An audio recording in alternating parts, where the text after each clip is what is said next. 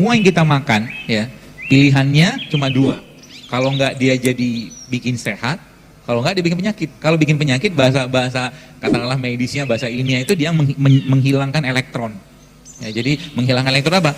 Dia akhirnya membuat tubuh semakin penuh dengan radikal bebas. Radikal bebas oksidasi ya sudah pasti penuaan. Itu sebabnya zaman sekarang karena yang dilihat, didengar, dirasakan nggak sehat, ya termasuk yang kita lihat akhirnya apa? Bukti salah satu generasi ini bermasalah ya, bermasalah dalam hal kesehatan adalah bagaimana ternyata wanita-wanita zaman sekarang, anak-anak perempuan zaman sekarang rata-rata kan di bawah SMP itu sudah mens.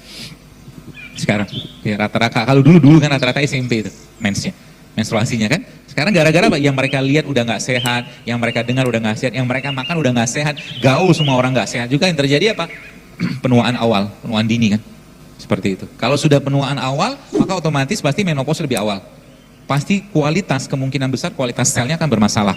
Seperti itu. Jadi itu zaman dulu kalau kita lihat kan rata-rata menarki itu kan ya SMP kelas 1 kelas 2 lah zaman dulu. Itu yang matang rata-rata 15 tahun. Jadi sekarang tuh saya lihat ada kelas 4 SD sudah mens ya. Kelas 4 SD yang gimana nggak mens otomatis kan makanan yang nggak sehat yang membuat perut kita bermasalah terus kan, apa yang terjadi lama-lama ngasih sinyal juga ke otak yang nggak sehat. Jadi makanan nggak sehat akan memunculkan sinyal untuk menonton yang nggak sehat juga. Jadi korelasi begitu tuh.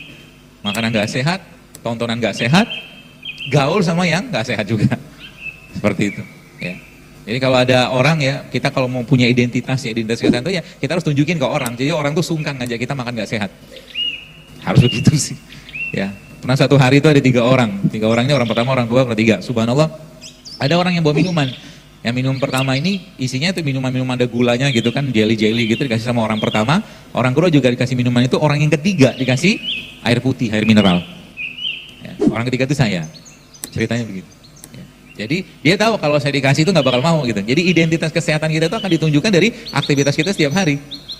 Jadi orang akhirnya apa memunculkan sebuah lingkungan ekosistem yang semuanya pengen sehat. Gitu loh. Lama-lama apa? Ibadah pasti kuat, pasti baik karena emang ibadah harus sekalian. Ya, sering saya sampaikan bahwa salah satu penyebab lemahnya iman adalah terlalu banyak makan. Ya, banyak makan, mau sehat sekalipun kalau banyak kan juga nggak bagus buat badan kita, apalagi nggak sehat. Akhirnya apa? Nggak dapat feel-nya kalau bahasa saya, nggak dapat feel-nya. Jadi makanan-makanan itu ujung-ujungnya apa? Tadi ngeblok sinyal antara perut ke ke otak. Jadi mereka nyebutnya gut brain axis. Jadi gut, usus, brain, ya otak, gitu kan? Ada axisnya. Axis itu jadi ditopang oleh saraf-saraf tadi.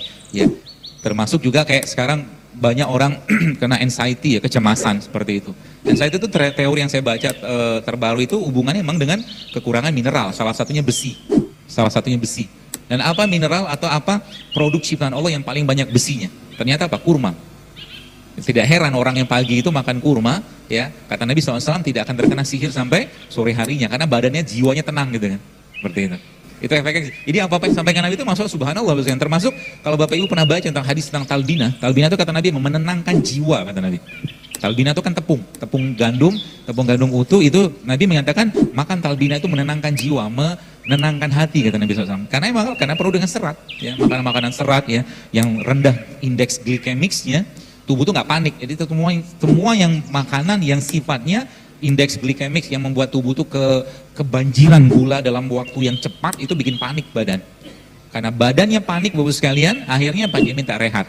Itu sebabnya banyak orang zaman sekarang habis makan kan ngantuk. Ya. Kenapa ngantuk? Karena tubuh nggak bisa ngolah. Makanan yang masuk nggak bisa diolah, udah istirahat dulu deh gitu kan. Itu sebabnya dalam Islam itu kemarin malam ya saya sampaikan malam itu memang bukan waktu yang baik untuk kita banyak makan. Ya. Karena malam kita sedang berpuasa. Ya. Malam kan berpuasa nggak makan. Akhirnya paginya ya kita disuruh hidupin kompor. Kompor itu kita hidupin dengan apa? Dengan karbohidrat. Karbohidrat kalau nggak kurma kita bisa dapatkan dari buah-buahan. Ya. Apalagi memang fase pagi itu fase buang-buangan, fase buang sampah kalau bahasa. Ya maka sebenarnya kalau diikutin pola-pola ini sebenarnya simple ya, nggak usah banyak kita nggak usah banyak pusing gitu dengan makanan ini segala macam. Kalau nggak sehat, nggak usah makan, sehat makan tapi jangan berlebihan gitu aja. Wakulu, wasrubu, wala tusrifu.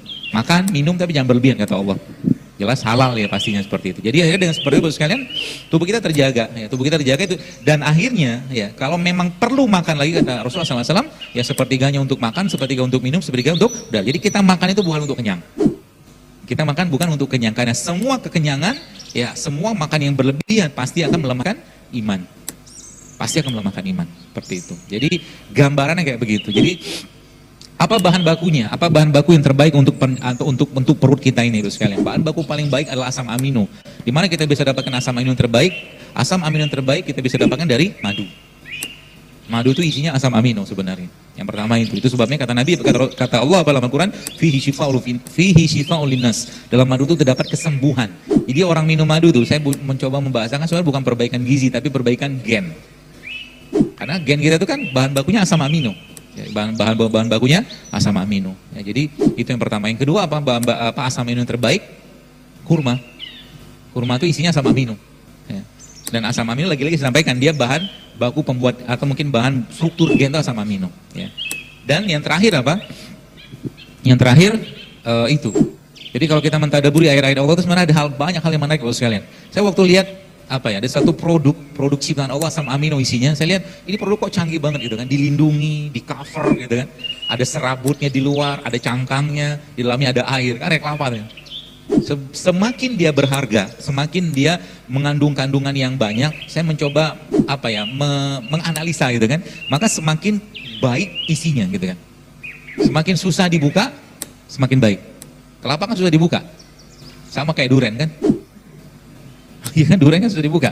Durian itu paling yang berharganya apa sih? Bukan dagingnya, bijinya. Ya Bapak Ibu nanti buka di browser gitu kan, lihat kandungan biji durian apa? Durian seed nanti lihat. Ternyata asam amino isinya. Sama kayak air kelapa. Sama kayak kelapa.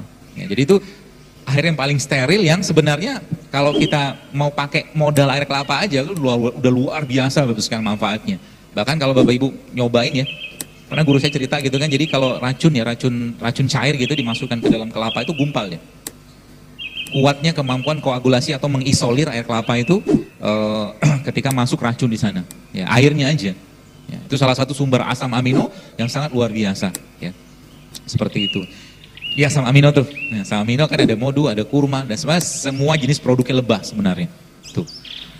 Kemudian yang selanjutnya apa? Yang selanjutnya yang saya sampaikan tadi, modal rempah sama rimpang tadi, modal rempah sama rimpang. Ya. Kunyit, jahe, ya, ketumbar, ya, atau kayu manis, ya.